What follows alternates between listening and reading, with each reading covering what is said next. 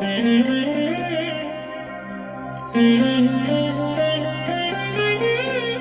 దినం పరము నుండి దిగివచ్చు మాట, ఇది నీ జీవితానికి వెలుగుల బాట, నీ ఒడిలో ఉంచబడిన దీవెనల మూట, అద్భుతాల ఆనంద ఊట.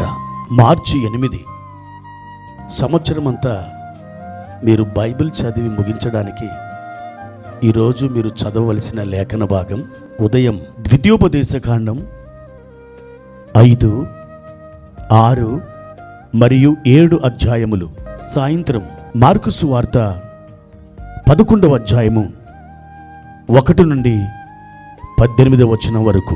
ప్రియమైన దేవుని బిడ్డలారా, ఈ ఉదయకాల సమయంలో ప్రభు కృప మీకు తోడైయుండునుగాక. ఎలా ఉన్నారు? బాగున్నారు కదూ? ప్రతిరోజు ఉదయకాలం ఈ ధ్యానాల ద్వారా మీరెంతో బలపడుతున్నారని మీరు పంపిస్తున్నటువంటి మెసేజ్లు, అలాగే మీ ఫోన్ కాల్స్, వీటిని బట్టి ప్రభునందు మా ప్రయాస వ్యర్థం కాదు అని నిరీక్షించినటువంటి వారమై ఆయనని స్తుతిస్తున్నాం. ప్రియమైన దేవుని బిడ్డలారా, ఈరోజు దేవాది దేవుడు మన కొరకు ఏర్పరిచినటువంటి వాక్య భాగాన్ని చదువుకుందాం. ఆదికాండము 16వ అధ్యాయము 11వ వచనం.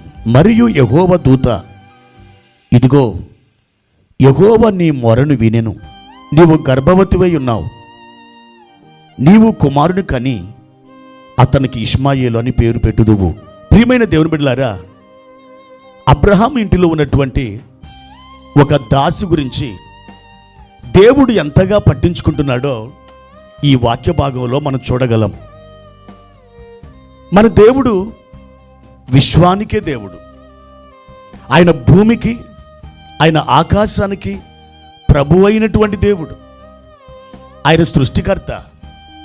ఆయన సమస్తమును నోటి మాట ద్వారా కలుగజేసినటువంటి దేవుడు.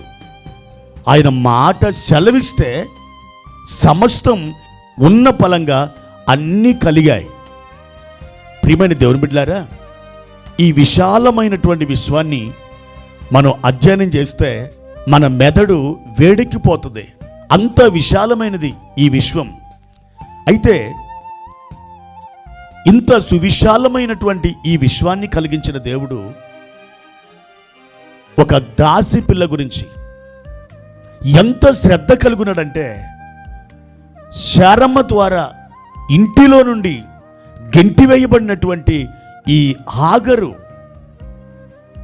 షూరు అరణ్య మార్గంలో ఆమె తచ్చాడుతున్నటువంటి పరిస్థితుల్లో, ఆమెకి ఏ దిక్కు లేనటువంటి ఆ సమయంలో ఎక్కడికి వెళ్ళాలో పాలుపోనటువంటి ఆ సమయంలో, ఆ పరిస్థితుల్లో ఏ మానవుడు కూడా ఆమె దగ్గరకు వచ్చి ఆదరించలేదు.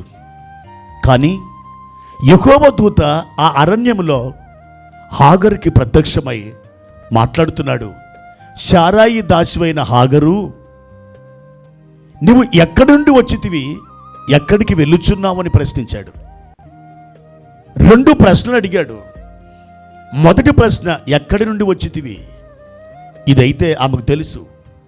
నేను శారమ్మ ఇంటి నుండి గెంటివేయబడి తిని. రెండవ ప్రశ్న, ఎక్కడికి వెళ్ళుచున్నావు? ఈ ప్రశ్నకి ఆమె దగ్గర సమాధానం లేదు.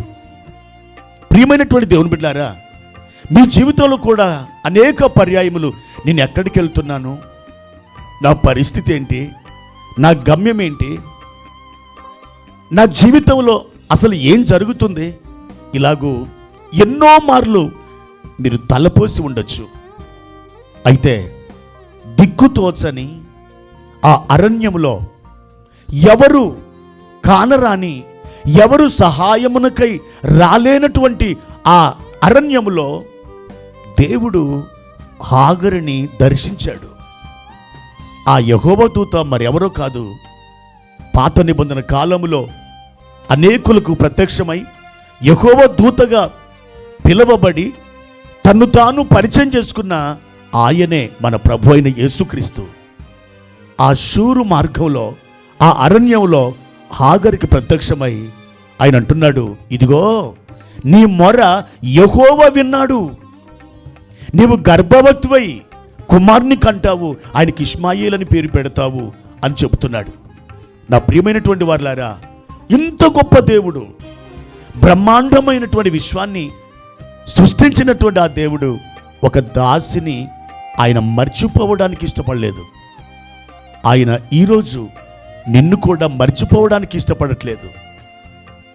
ఆకాశ పక్షులను చూడండి, అవి ఎంతో అల్పమైనవి, అవి లెక్కకు రానివి, అవి ఎన్నికకు లేనటువంటివి.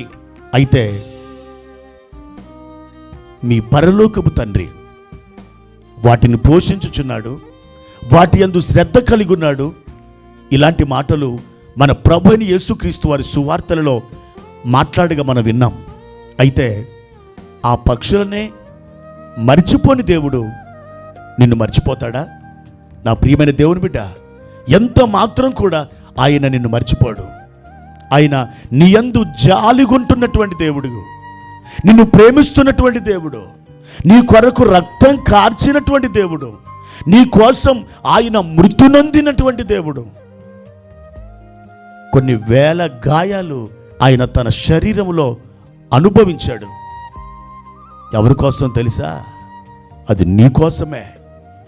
అటువంటి ప్రభు నిన్నెలా మర్చిపోతాడు?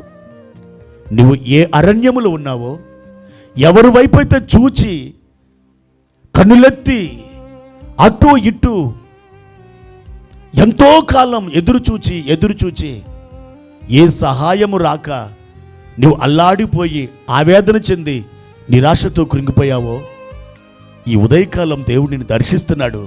నా బిడ్డ, నీ మొరను నేను విన్నాను, నేను నీకు సహాయం చేయబోతున్నాను, నీకు ఒక అద్భుతాన్ని జరిగించబోతున్నాను, నీ సమస్యని నేను పరిష్కరించబోతున్నాను, నువ్వు ధైర్యంగా ఉండని ప్రభు నీతో మాట్లాడుతున్నారు.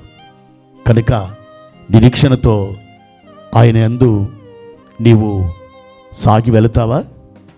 నీవు ఆయనలో ఒదిగిపోతావా?